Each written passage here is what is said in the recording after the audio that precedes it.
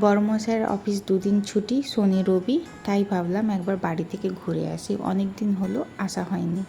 এসেই যেটা দেখলাম, আমগুলো সব গাছ থেকে পড়ে মানে পেকে গিয়েছিল, তাই পড়ে নষ্ট হচ্ছে।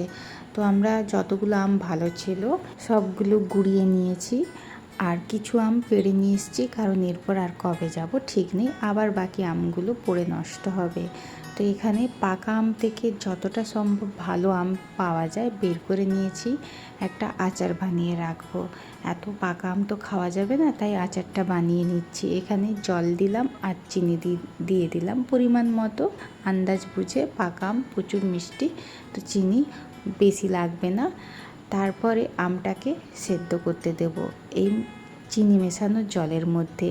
আর এখানে আচারের মধ্যে মানে চাটনি আচারের মধ্যে মেশানোর জন্য 5 ফোড়ন, লঙ্কা আর 2 প্যাকেট জলজিরে মিশিয়ে রাখলাম। মশলাটা রেডি করে নিলাম। আর এইভাবে পাকা আমগুলোকে একটু ম্যাশড করে নেব, যাতে তাড়াতাড়ি সেদ্ধ হয়ে যায়। তারপরে একটু এলাচ গুঁড়ো আর মশলাটা মিশিয়ে নিলাম। আর এখানে এত স্মুথ আমটার পেস্ট হওয়ার কারণ, আমটা সেদ্ধ হয়ে যাওয়ার পর আমি ঠান্ডা করে মিক্সিতে এইভাবে পেস্ট করে নিয়েছিলাম, তাই এত সুন্দর স্মুথ একটা জেলি টাইপের রেডি হয়ে গিয়েছে।